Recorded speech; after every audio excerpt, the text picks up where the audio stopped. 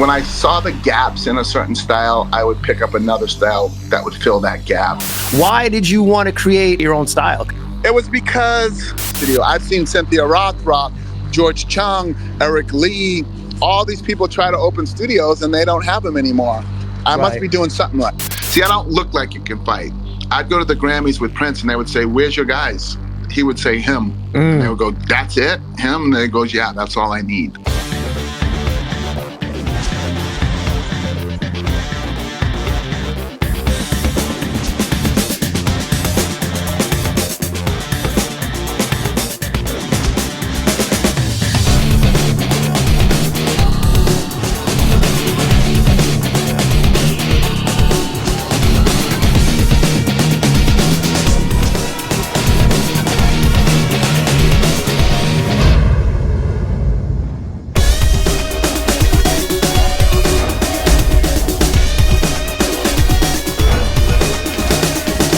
If you guys are ready to meet someone who's not only an accomplished martial artist, but a world champ, an entrepreneur with a successful school and more, then you've come to the right spot and you're in for another great episode of 5 Crucial Questions for Kung Fu Masters. That's 5. And oh wait, our 30th episode of the series, in fact. So go ahead, get your popcorn ready, and let's do this. The man is a martial artist, 7-time state champ, 7-time world champ, 5-time national champ, multi-award and Hall of Fame winner. You're an instructor, a school owner, former bodyguard, and creator of the 7 Art system. I have Grandmaster Keith Rosary on the line. How are you, sir? I'm doing great. Thanks for having me. Oh, thanks for being here. So, mutual friends and people, of course, in the business and things, of course.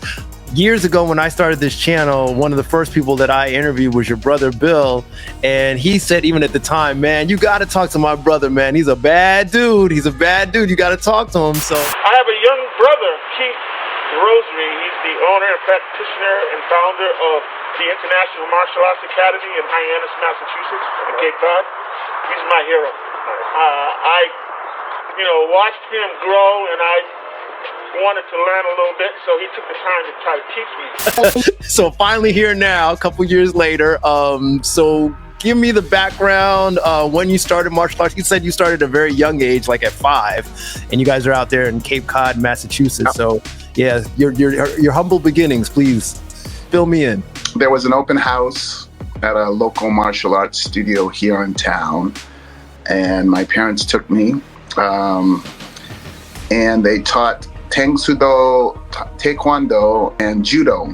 So I enrolled, and that's where my quest began. I started when I was 5. I got my black belt when I was 14. So all those years, right? It took black belt, and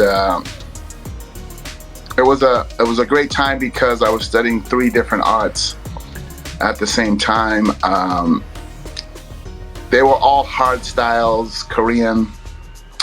My dad was a professional boxer, so I was also boxing at the time. So I was pretty much doing Taekwondo, Tang Soo Do, boxing, and Judo.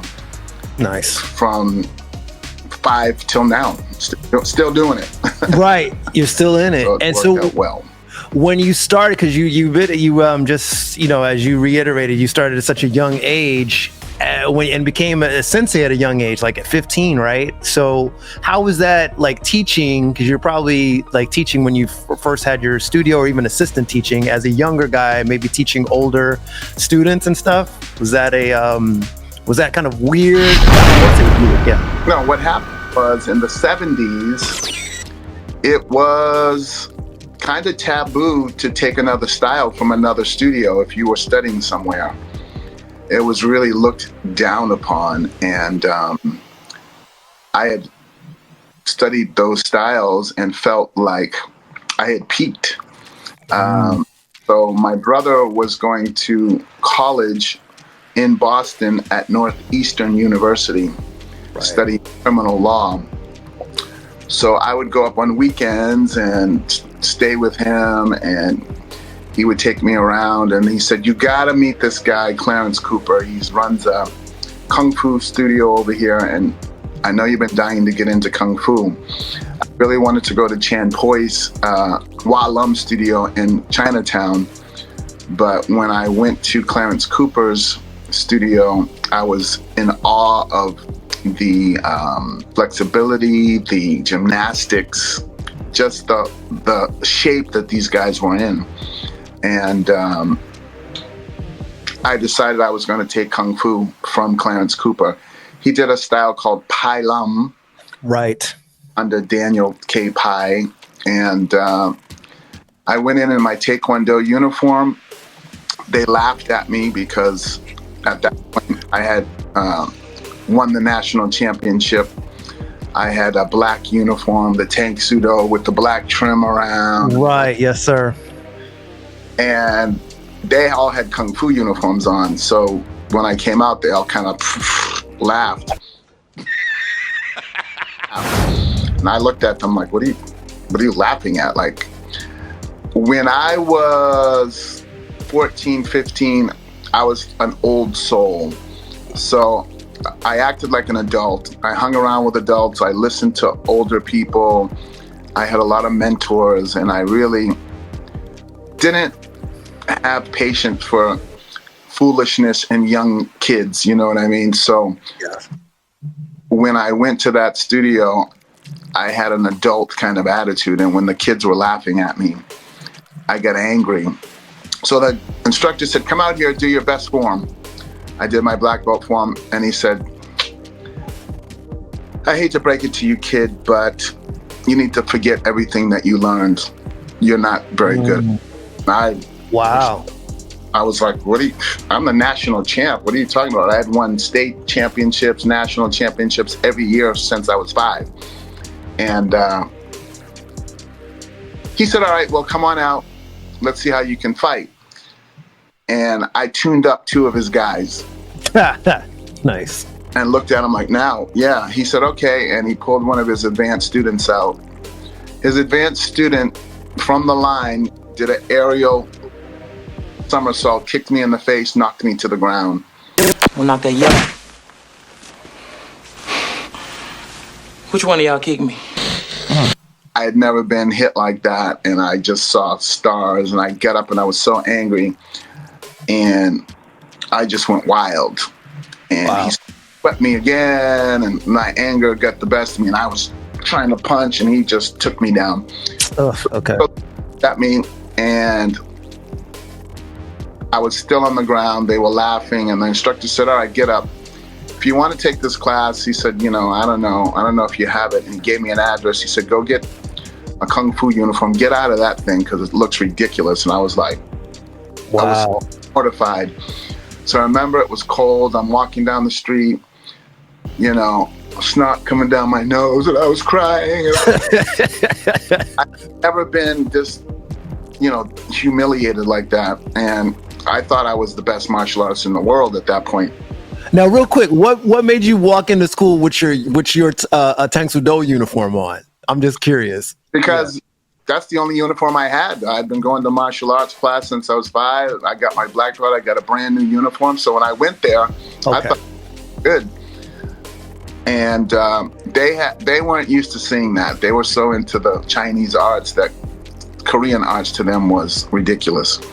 Right. So once I saw them doing weapons and all that stuff, I said, okay, this is the place for me. But I was walking down the road crying. I went to the Kung Fu place. I bought the uniform. And I looked at it. I was like, this is ridiculous. This looks stupid. I went back to my brother. I said, I'm quitting. I'm not going there. And he said, that's what they want you to do. Why would you quit? They were testing you to see what kind of tough skin you had. Right. You need to go back there next week and show them that you're ready to learn. And you have to be teachable. You've learned up to this point, now go back and be teachable. So I ate crow, put on the Kung Fu gi. And when I put on the Kung Fu gi, I started researching and I saw Bruce Lee. Once I saw Bruce Lee, there was no turning back. Surround him! I was going to ask you, what was your motivation to initially say, I want to transition from your Korean arts over to Kung Fu? But was it all like that love of like watching Bruce on TV and all those other guys, Shaw Brothers, stuff like that? Or you just in your head, like, this is what I want to do? Kung Fu was the natural thing. In my head, Taekwondo, Tang Soo Do, and the Korean arts didn't have much hands. It wasn't for my father in the boxing. I felt like, wow, there's no real intricate hand system. Got it. 90% kicks, and I was a great kicker, but once I was done kicking, these guys would tune me up, and if I had to use my boxing skills, then if they grabbed me, I was a black belt in judo, so I could throw them. It was great. But watching the old Kung Fu theater and all that, Right. all hands. I would break it down. I would slow it down and go, oh, okay, I see what they're doing. So it was a real thrill to me to start really doing some hand patterns. Nice.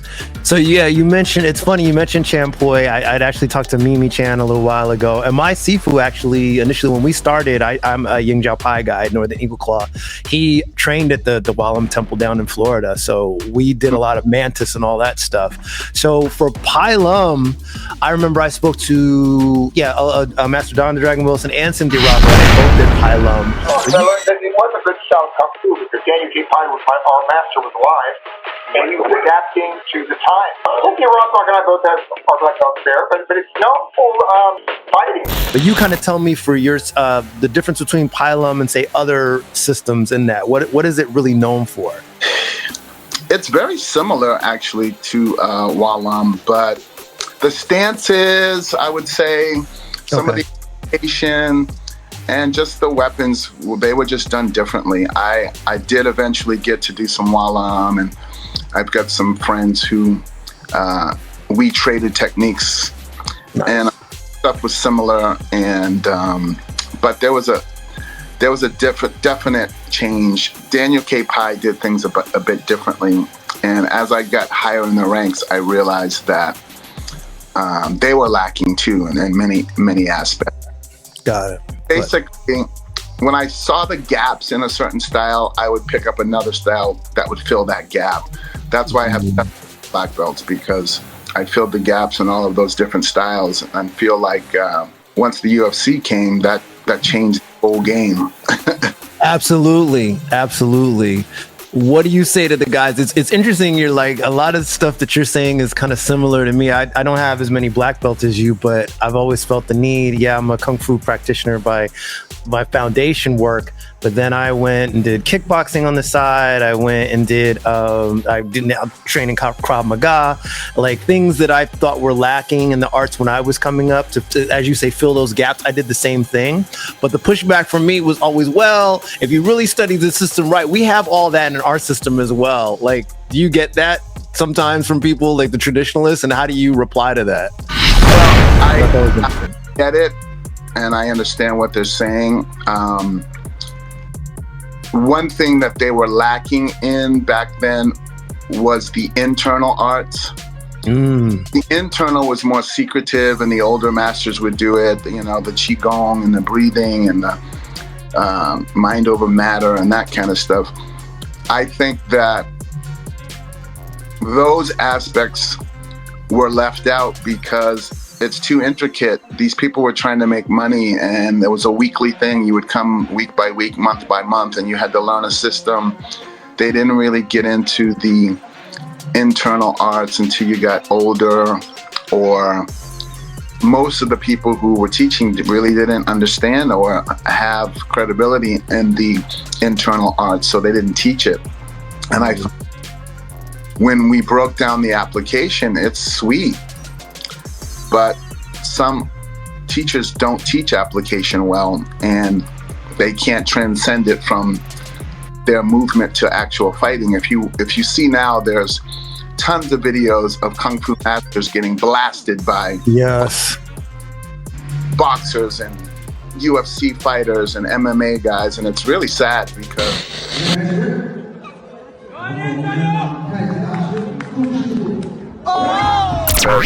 it's making the arts look really, really fake and really A lot of people have said over the years, oh, Kung Fu guy, it's all mystical. And I think the Chinese had a lot to do with that. You know, when you study the history of Bodhidharma, you know, traveling from India to China, people, I go even further. There were African arts before anything. So all Yes, these sir. Yes, sir.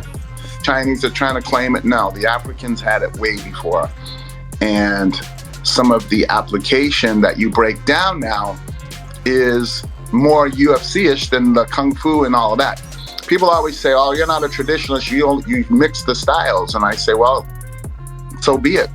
But everything evolves. And people will ask me now, what's the greatest system that you have? And I said, I think, you know, evolution-wise, the Gracies were good friends of mine in California, and they had, I had known that for many years they had a $100,000 challenge to anyone who could beat them twice. Yes. You might What once, but you won't beat them again, and then you won't. For that, they have figured out your system. And I saw Chuck Norris. I saw several major martial artists get tuned up by the Gracies just because it's a more superior art. The traditionalists who talk about Kung Fu and all the eternal arts and all that, it's great, but it doesn't match up to Brazilian Jiu-Jitsu or BJJ. Yeah, no, it was a very challenging time back then, and even now we see, just to your point, I did a few videos on how Jijadong kind of put all these challenges out to the traditional martial arts, and he just tuned them up like you're saying. And again, a lot of it does fall into the hands of the instructors and the teaching. It's not necessarily the art isn't good, it's sometimes the instruction is lacking. But yeah, you mentioned California. You moved out to California to train more, I know. But also, yeah, talk to me a little bit about that, because that's when you started to get it more onto the acting side and stunt work things, right? What drew you out there to Cali? I had won the circuit so many times here. I was a avid Black Belt magazine reader, Inside Kung Fu, and everything seemed to be in California in the articles. Most of my heroes were in California, people that I looked up to martial arts wise. And I grew up with Billy Blanks lived not too far from me. Hi, I'm Billy Blanks. And when I was 15, they put me in the men's division because I was hurting kids in my division. And my mom was like, that's so unfair, he's a kid. And so I was fighting Billy Blanks, Larry Kelly, Toki Hill, some of the best fighters in the country. And Billy was having people work out in his basement, and we would go over there. And he was just developing Tai Bo. Okay. And he said, I'm going to go to California. I'm going to sell this program. I'm going to be an actor. And I was like, wow, that sounds good. And he actually went, and I saw him in a movie. Once I saw that, I said, if he can do it, I can do it. There was a girl in my hometown who was on a soap opera, The Young and the Restless. And once I saw that somebody went and achieved what I was thinking in my head, I knew I could do it. So I went out and I sought out the best martial artists. Chuck Norris had just sold all of his studios to Philip Ree and his brother, the Jun Chong Taekwondo. Got it. So I went to them. I went to several different big celebrity martial artists and found out that, wow, it's all hype. It's all hype. The magazines, the covers, all of that. They weren't that great to me. I was kind of let down. Wow. And I met Howard Jackson, who was really cool. He became one of my instructors under the Chuck Norris system. So it was easy for me to go right into Taekwondo, Tang Soo Do, because I had done that. The Kung Fu, when I finally got around to finding some great Kung Fu people, Eric Lee was the first person that came to meet me. And he was getting ready to do a movie, and he said, you should come down. I think they might want to use you. So I went down and ended up getting a part. And Art Camacho was there. There was Eric Lee, many other martial arts favorites, and we all became friends, and the rest was history. I was in like Flint. So they saw me do some weapons on the set. They saw me doing some movements, and they were like, wow, this guy's great. Where are you from? And nobody's heard of Cape Cod. You have to say Boston, because Cape Cod's like... South Boston? Oh, you're a genius, huh? Who forged your transcript, dickhead? They think it's the rich version, and plus they don't think there are any black people here, so it's like, you're from Cape Cod? It was interesting. But that's how that all began, and next thing you know, I was going to auditions, and I got a job at a place called the Hollywood Palace. Okay. And that's where I met everybody. There were 285 shows a year of major acts. So bands, NBC, CBS, all the major networks were having a Christmas party. So I was moving and shaking with all the producers and directors and executives of Hollywood on a nightly basis for the next 5 years, and it was amazing. So I read that you were featured in that show. That's incredible. Was that one of your first roles, or was that when you were younger? I had just got my black belt, and to go back to that story from the beginning, sorry I backed it off, but Oh, it's okay. I started taking Kung Fu, and I went up there, and the guy said, you came back. And he said, we didn't really think you were going to come back. I started training, and I started getting real good. And when I would go back to my Taekwondo class, I started doing some of the techniques from Kung Fu. And my instructor said, hey, where did you learn that? What's that? I said, I'm taking Kung Fu. And he said, what do you mean? You can't take Kung Fu. I said, what do you mean? I've studied French. That means you can't study Spanish? Yeah. He said, don't get smart with me. You're suspended. And if I catch you doing any of that stuff again, I'm kicking you out of here. Wow. Now, I was hurt because I had just got my black belt. I was the national champ. I was going for the world championships. I was teaching now. I was his assistant. And as you get your black belt, your instructors kind of let you take over because they don't want to teach anymore. True. And he was having an affair with one of the girls at the studio, and he kept letting her teach and kept letting her go ahead of me. He was doing everything more than me, and I was like, better than this woman, yet he's making her like she's this wonderful, martial artist. So I kept going to Kung Fu, and they found out, and he kicked me out of the studio. That's crazy. So 3 weeks later, I'm still going to Kung Fu, but I'm going around town, and everyone's like, where have you been? You haven't been to class. And I said, no, they kicked me out. And everybody was blown away. They couldn't believe that they kicked me out. So one of the mothers said, why don't you start your own studio? Everybody wants to take it from you. The kids love you. You were like the greatest. I can't believe he kicked you out. I said, well, so one of the fathers called me and said, why don't you do a business plan and I can find some investors for you? I said, what's that? Right. He said, well, you do a mission statement. He told me the whole thing, and I wrote one by hand.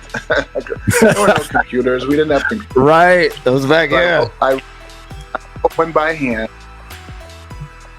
This is 1979 now. Okay. So I go around to Arthur Treacher's Fish and Chips. I went to Burger King, and I went to about 5 other stores. They laughed at me. The guy said, here for money? He says, Mo, he says to his brother, this kid's here looking for money. They read my thing, and they said, okay, whatever you raise, say we'll double. Wow. I said, all right, great. So I left. I went. I came back with $1,000. Nice. They said, well, you did your part. They gave me another $1,000. I had $2,000. My mother drove me around. We looked for places that were for rent, and I found a place. We walked in. This is going to blow your mind. We walked in. There was a guy working in there. Okay. And he said, what do you want to do? I said, I want a martial arts studio. He said, all right, that would be perfect. And we went around. I gave him first month in security deposit, and I had a place.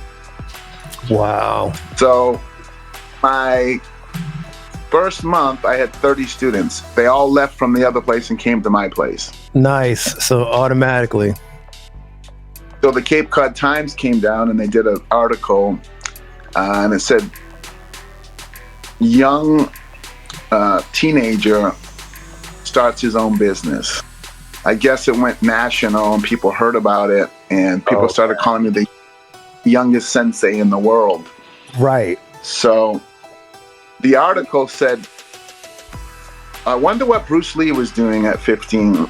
At 15, Keith not only can do this, do that, but he's running his own studio. And I went down the whole thing, and I think somebody from the national news who was working for someone called somebody, and they said, that's incredible. And they called me and they said, we want to come do a story on you. And I didn't really know what it was. I thought it was like some little news show. I didn't know it was a national show. Right. And they came with the lights and the stuff, and I was teaching like amazing. So that was my first brush with show business. 2 days later, my old instructor came with that woman, and they stood in my doorway and they looked and they couldn't believe all their old students were now at my place. They said, Keith's not allowed to teach. We didn't authorize him to teach, and you're all in violation. I can't believe you left. My dad was in the back. My dad needed a place for his boxing studio, so I said, Dad, take half my place. Okay. So it was Taekwondo Karate Academy and the M&M Boxing Studio, and we put 2 signs up. So my dad was in the back hitting the bag, and I said, Dad, could you come handle this? This guy, Richard Landry, was definitely... My dad was a 5-time Golden Glove champ and a pro boxer, and everybody was like, that guy's bad. So yeah, he came down and says, there a problem? You need to get out of here. My guy left. So we ended up making up years later, but he was pretty mad that I took his business, and the rest was history. That's Incredible came. There were articles all around. When I'd go to tournaments, I was signing autographs. People were like, oh my God, the youngest sensei, we saw you on TV. Right. And it blew my mind. I saw the power of television at that point. Right. Well, yeah. So, 2 years later, California. Okay. All right. And that was the beginning of that. I just got to ask, because you mentioned it, and your old instructor, Bill Landry, said he confronted your students, said you guys are in violation. I'm like, in violation of what? Like just what, the rules of his school? Like, did people sign their lives away when they came to train with him, or he was just talking shit? I'm like, what are you in violation of? Well, he was trying.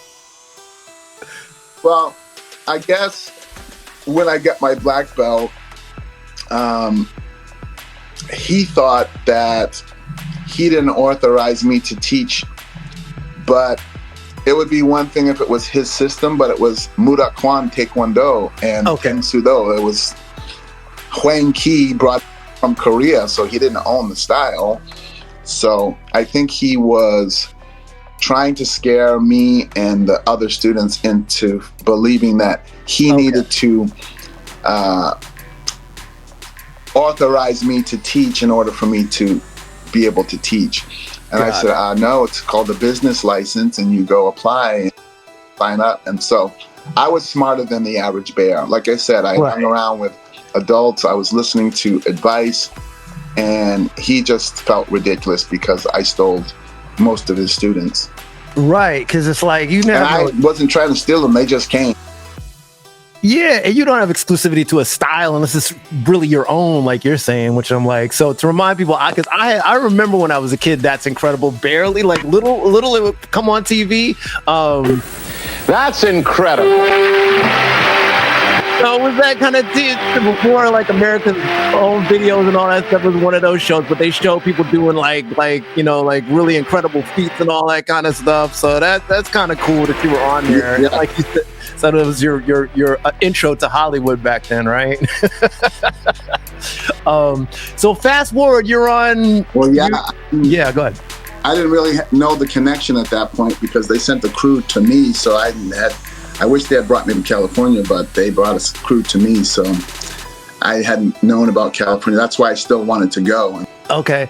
And then when you're in California, so now you also doing bodyguard work, because like you've been bodyguards for big names. I read Bob Dylan, Bruce Springsteen, Gwen Stefani. So how did that transition, or was it just, hey, you're on the set, I know this guy, he'd be great for you? How did that all happen?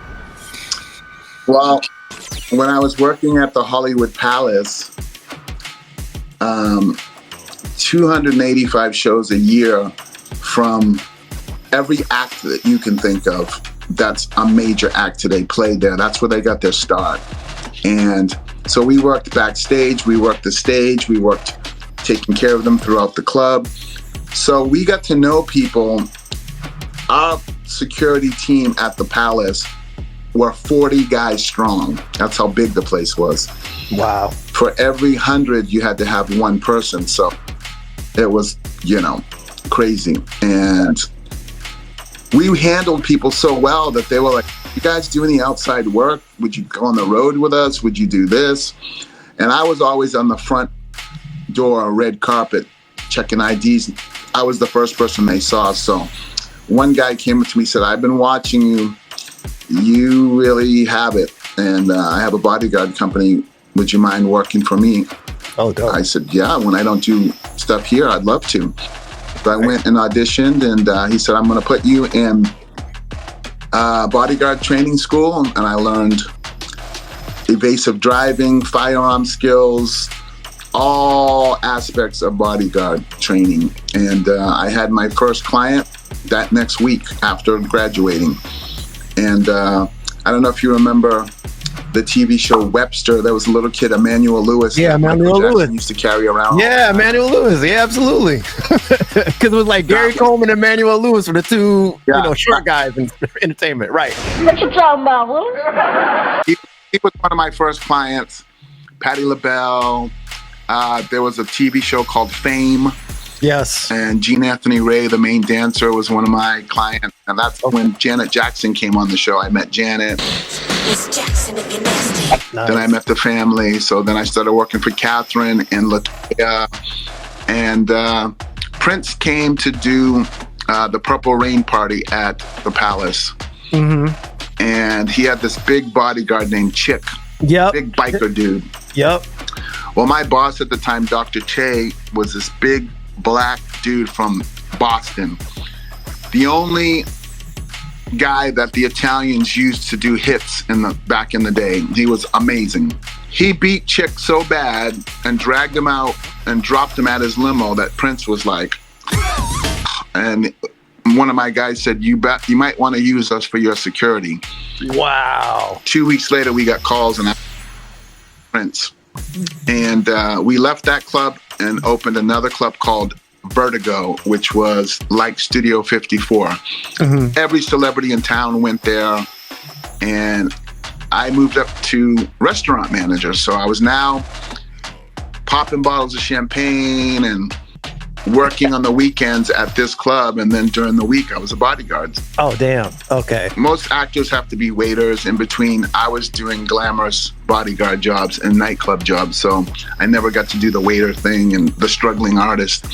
The hard part for me was I became friends with them. So most limo drivers, or we would be in a Lincoln Town car, they would say, wait in the car, I'll be out, and we'd wait for 5 hours until someone came out. They would always say, Keith, come in. So I was always with them, and that's what you call the handler. You handle people because someone's always going to say something. There's always a drunk person saying, oh, look at that little fat with those heels on. And right. It's Prince. Right. You know what I mean?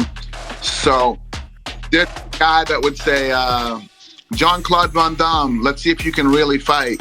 Or Chuck Norris. Chuck Norris was the most gracious guy who dealt with that all the time. And you need a guy to go, you know something, settle down, bro, so you don't get a lawsuit, so they don't have to fight. We always had to do that kind of stuff. So I became a good handler, and I got around that. This guy's not only can do, see, I don't look like you can fight. I'd go to the Grammys with Prince, and they would say, where's your guys? He would say, him. And they would go, that's it? Him? And they goes, yeah, that's all I need. Right. So, I got a good reputation. Real quick, so you basically replaced Chick because Chick was even in the movie Purple Rain. Everyone knows who that was. His old bodyguard. I'm saying, so you basically took his place after your guy beat him up, and he was just like, okay, Keith's my guy now. Prince was like, forget Chick, he's out. that's Prince used many people, depending on what he was doing, where he was going. So he probably had about 40 bodyguards over the course of all of his stuff. And I became the guy. I wish I had been with him at the end because he'd still be alive. That's sad. But I became the guy. He would call and say, let's just go do this. I need to go do this. I'm going to Radio City Music Hall. I'm playing tonight here. I told him, look, the entourage thing is dead. You come in with 6 big dudes and you walk in and you push people out of the way. It's not the way to go anymore. Quiet. Sneak in the back, go out early, leave with class. I was another one that got him to start wearing suits. Stop wearing the sparkle stuff and all the crazy stuff. Just put on a damn suit. Right. He had an interesting thing that people don't know. Prince never wore the same socks or underwear twice. Never worn the same pair of socks twice. What do you do with your socks? Actually, I don't know what they do with them. Maybe they turn them into dust rags or pen wipers or something like that. Or maybe socks. All right. He changed every day, got rid of them, and got new stuff every day. He had 3 women who sewed for him constantly. He would say, put the buttons here, make the sleeve this way. He was impeccable about his dressing. And that's why I was so sad when I saw the video of him when he died. I went to the memorial, and in the elevator, they showed him his last day, and nobody knew he was taking pills, you know? Right. So the opioids got him. So I want to talk to you about coming back now. Like, you left Cali to come on back to Massachusetts, open the school up, and that you're still running now. So was it, hey, I'm just tired of the Cali life. This is, I'm over it, or what's up? How did that all go down? Well, you're all hearing about the Diddy parties and all the celebrity craziness that's going on right now. Yes. Whatever I want, I have to get. I didn't realize for many years, and many bodyguards that worked with me, that we were being used. We were gatekeepers at doors. We were picking people up at airports. We were flying in jets. We were handling people that shouldn't have been handled.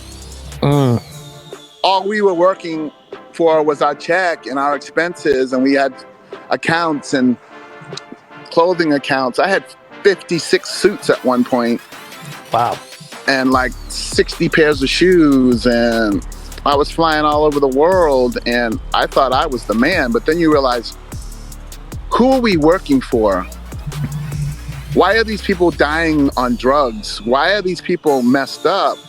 What's going on? Like, they used to be heroes. Then I started reading between the lines and realizing that Hollywood was evil, and that they were controlling, and that I always felt like I'm great friends with these guys, but they wouldn't let me go to that next level. Why? Because I wasn't doing what they wanted me to do. I got kicked off, of course, because I told a couple people off, because I would never compromise my morals. Okay. And Hollywood wants you to do. I left because I had gone through all of the phases in Hollywood. The first, in the 80s, it was, you got to be like Eddie Murphy, because he was the big deal then. And then you'd go in and you try to be like Eddie Murphy. And then you try to be like this. I'm like, what about me? I lost myself. I just got tired of the games. And for me, I didn't want to be a martial arts movie, action guy that everyone goes, ooh, I remember you from that one movie in the 90s at 2 a.m. where you were working with, Got it. And people like Denzel and, James Earl Jones and some of the veterans who are like, you need to do this, you need to do that, stay away from this, stay away from that. And Jim Brown, and I did a movie with Jim Brown and a lot of other veterans. And quite frankly, I'm directing now, and I really like directing. Okay. I just finished playing Robert Johnson in a movie. And I said hello. I was in California a couple months ago. Right. And really great. I got to really, be the lead, do all that stuff that I've always wanted over the years. And I just realized that drive to want to do that has moved to directing now. I like being the owner of the project. I like setting up the project, and I like creating it and then watching it after and saying, wow, look what we did as a unit, Yeah. I really love the craft. So before it was all about the fame and fortune, now it's about the actual doing of it. I love it. Okay. No, that's fair. And I get that. Having something that's your own, really. Yeah. Because Hollywood will tear people apart and rip, it's like really kind of pushes at people's sanity to some people. So back in Massachusetts, opening up your school again. Now you've, been back there teaching for a while. Why did you want to create or basically create your own style? It was because it's kind of like the traditionalist talk that we had earlier. I would come out and do something and people go, wow, you didn't have your foot right here because the Chinese do it this way. Right. Your feet have to be 2 inches apart and bead out. I said, something, screw them. Screw Japanese, screw the Chinese, they don't tell me what to do. I'm creating my own system. This is my gumbo style. It doesn't have to be like that. Stuff evolves. Why do we have to do it like the Chinese did all the way back in 1680? Who cares? Right. They talked stuff about Bruce Lee about that too. One of the things we do not do is teach our secrets to whites, blacks. They are the enemy. They are not the enemy. He was the first one to start doing that. So basically my style, it's Jeet Kune Do. Right. It's having no way as a way. Like when you see my kids perform, like we have a big competition coming up this weekend. And I'm taking 20 kids to a competition. Nice. I have to put them in the open division because if I put them in a Japanese division, they go, oh, that's Japanese, but it's got some other stuff in there. And not quite pure. And how many blue-blooded, pure-blooded Americans are there now? There's Mexicans that go with black people go with Asians go with Europeans. So we're all doing that now. There's nothing that's so pure and traditional anymore. We have migrants coming to this country. We have people mixing breeds. It's just the way life is now. It's evolved. Back then I could understand, because we really didn't have a handle on it. But right now, I just got tired of the restrictions and I wanted to be unrestricted in my movement. Got it. No, that makes a lot of sense. And so the people can kind of see I got a little portion of here. And basically your school setup and everything. I meant to ask you about weapons. You're a big weapons guy. I love weapons, by the way. So that's one of the main reasons I got into Kung Fu specifically because I started in karate also in a Japanese style. But you always gravitate towards that. When you saw that in Kung Fu, you're like, hey, I just want to learn all this stuff. Was that your real? Okay, got you.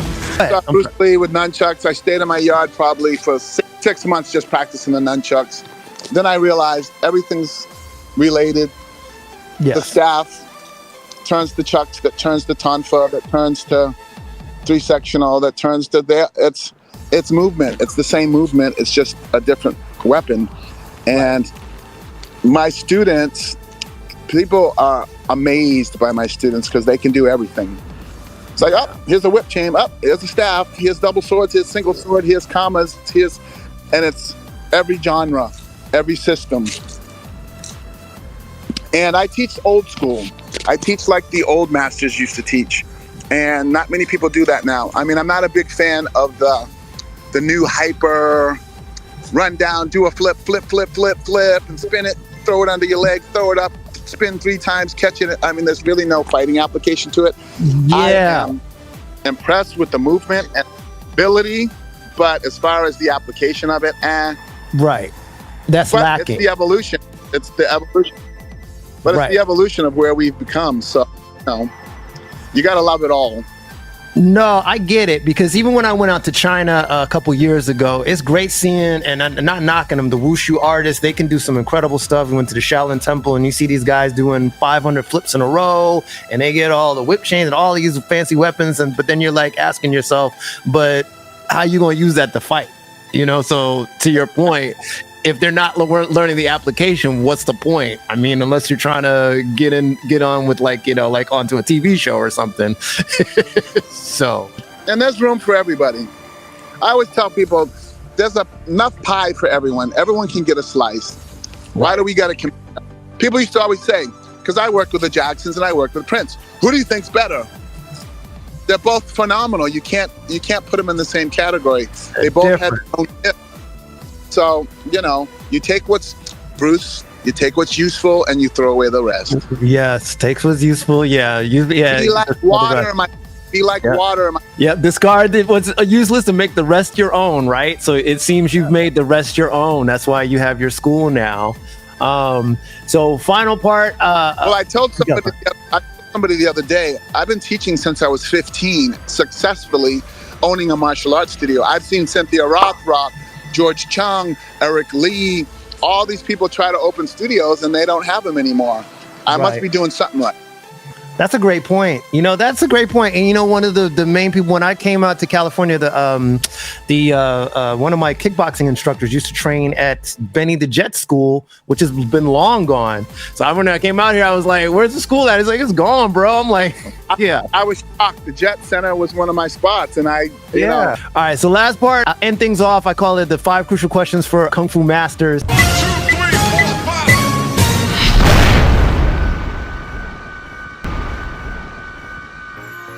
I think the training, the conditioning, the realistic training, we do a lot of kata stuff in the air. They're actually strike hitting. They're hitting pads. They're hitting heavy bags. They're hitting mitts. They're hitting, you know, stuff on the move. So it's more realistic. It's, you know, you mentioned Krav Maga. People laugh at it, but it's no joke. Yeah. They're doing hit training. I call it hit training. Yeah. Where if you're going to do it in the air, or you're going to do it on a pad, or you're going to do it on a person and really give them that actual force, that's a totally different training. Yep. You know, and it would be like rubber bands compared to weights. You're still going to get the motion, but you're going to get a lot harder when you train with weights. And that's why the Kung Fu masters, if you have the internal, you know, when somebody would punch you, you would whop, that would hurt the person's arm. Right. Because you've been working so, but nowadays you get a flurry of punches. Guy throws you a 4-pack and a biscuit and some gravy, you're done. Right. Then they take you down. Now they're smothering you. Now they're grounding and pounding, and now they're arm locking. Now they're choking. Come on. Yeah. You got to train for that. Absolutely. Martial arts is physics. It's mathematics. It's time. It's space. It's measurements. It's angles. That's where you learn all of that. And then you learn how to fit those movements into reality. And it's just a simulation. It's like going to a flight simulating school, like Top Gun, and you're practicing. Rock and roll. Then you got to get up in the real thing. It's just the practice before the real thing.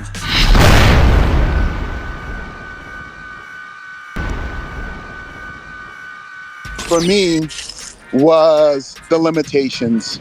I was limited knowing many. It would be like, you know, 7 different languages, but you can only speak those languages in those countries. Why? Why do I got to go to Spain to speak? You know what I mean? Why do I got to go to Portugal to speak Portuguese? Like, yeah. So then we started mixing, and it used to be Taekwondo tournaments only. You go against only Taekwondo people. Then they started opening it up. It was open. Right. So now they would do an open division. So it was karate versus kung fu versus, you know. Then we're like, oh, okay, now it's starting to get funky. Yes. And it started working. I was like, oh, so I could use that skill and this skill, and they're not going to penalize me for it.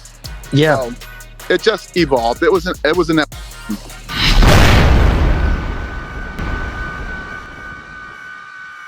Well, it was double for me because I was 15, and everyone would come in and say, "So where's the owner?" I said, "I am the owner." No, serious. Where's your father? Like, Right. and they believed me. So like, I would take 30 kids to a tournament. And they would say, "All right, who's the instructor?" And I would say, I am." And they would go, "Yeah, right, kid. All right." "No, really." I go, "No, really." And they would go, "Wow." Then I got a reputation. So some of my students now are like, "You taught my dad." Wow. And their dad's 70 years old. Wow. 10 years older than me. So when I was 15, they were 25. So when if you walk into a gym today and a kid comes up to the counter, you're going to say, I'm not joining this place. It's a kid running it. But they saw the credentials. They saw, oh, that kid that's incredible. Wow, he did this. Wow, he's a state national champ. Wow, he's done this. And I'm taking kids all over the world now. I was still doing it then. Bill was one of my first chaperones when I took kids to the U.S. Open in Orlando, Florida. I took 15 kids when I was 15. Damn.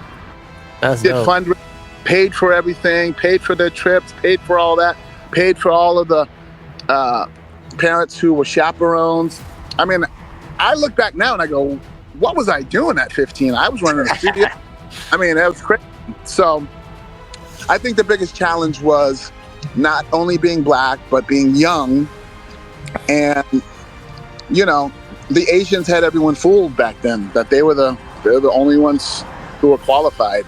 We proved them wrong quickly.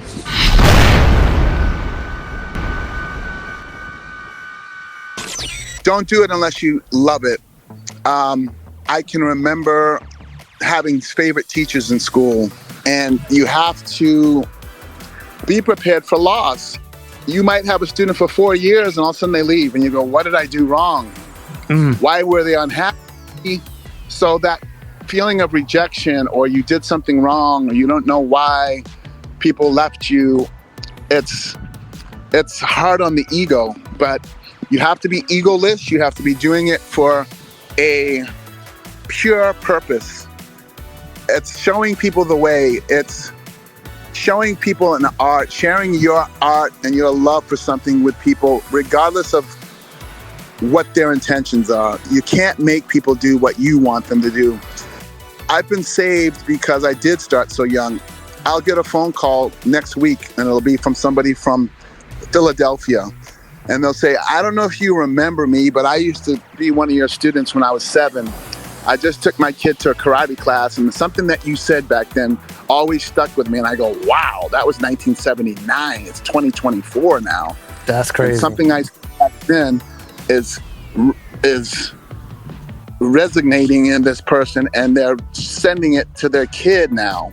So How many generations have I affected? How many thousands of kids have I taught? How many people have I... When I come home from work now, it's so much more gratifying than when I get off a jet with Prince in Minneapolis.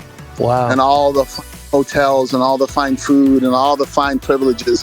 When I look at a little kid and he smiles when he gets his yellow belt, and I've given him that confidence to go take on whatever in the world, and the parents look at me and say, thank you so much. He was getting bullied and he's so great. Now you cannot duplicate that feeling. And I think it's keeping me young. I just turned 61. I feel 20. Oh, nice. My kids now, we go to competitions and they rock the house. Everybody's like standing ovation, because I think my system has lasted the test of time. And I can't wait to see what legacy I leave when I leave this earth. I think it's going to continue. I just promoted 4 new black belts last month. Okay. And I just think the program's going to keep going and my legacy is going to continue. And I've got some major, awesome film projects getting ready to happen. So nice. Stay tuned for that. Everybody's going to know Keith Rosary real soon. There you go. If they don't know now, they will know very soon, as you say. Last but not least, so give everyone information on if they do want to train with you. I'm putting your info up here, your International Martial Arts Academy. They do want to, if they're in the area, in the Massachusetts area, and want to train with you. Yep, the International Martial Arts Academy. It's Keith Rosary's International Martial Arts Academy, Cape Cod, Massachusetts. It's in Hyannis. 508-332-8753 is the number. And I'm there, and I will be there. Nice. Are you training, what is that, 6 days a week you guys are open, or what's that schedule 6 days a week. I take 1 day off. Most people say, oh, you have to deal with my students first. No, they get me. Got it. I teach all the classes, and I put my seal of approval on each one. I know that's right. Okay, well, there he is, Grandmaster Keith Rosary. Thank you so much for doing this, sir. And I know we're going to talk again very soon. I'm looking forward to your new projects. Well, Thank you so much. I appreciate you. Okay, guys, so there you have it. Wrapping up the year or kicking off the new year, however you want to look at it, with the 30th episode of the 5 Crucial Questions for Kung Fu Masters series. And yes, Grandmaster Keith Rosary definitely held it down. Let me know in the comments what you guys thought about the interview. What parts were your favorite? Did you learn a thing or two? I'm always interested in what you, the Chronicle family, have to say about this, all right? And if you like the video, of course, share the video, and this is how we grow, as you know. And speaking of sharing, I'm really looking forward to bringing you guys even more content in the new year and more. This year, guys, I think we're gonna try membership for some people, just because I want to be able to play some of the content that I don't necessarily include in the videos and the interviews and things that you guys are seeing on the channel. As you guys would imagine, there's some stuff that does at times get left on the cutting room floor, and I want to be able to give you guys access to some of that exclusive content. So don't forget to follow me on all my socials. I'll leave them up here. Do me a favor, guys, if you like the video, show some love in the comment section and just hit a like if nothing else. And don't forget, guys, if you like this video, here's another one that I'm sure you guys are gonna like from the series right here. Stay safe. See you all in the next round. Blessings for the new year and more. Keep punching. Look at this one. Look at that one. Look, are you kidding me? If you had one of these in your house, you could look like a millionaire. Get your butt here to Cape Cod and train.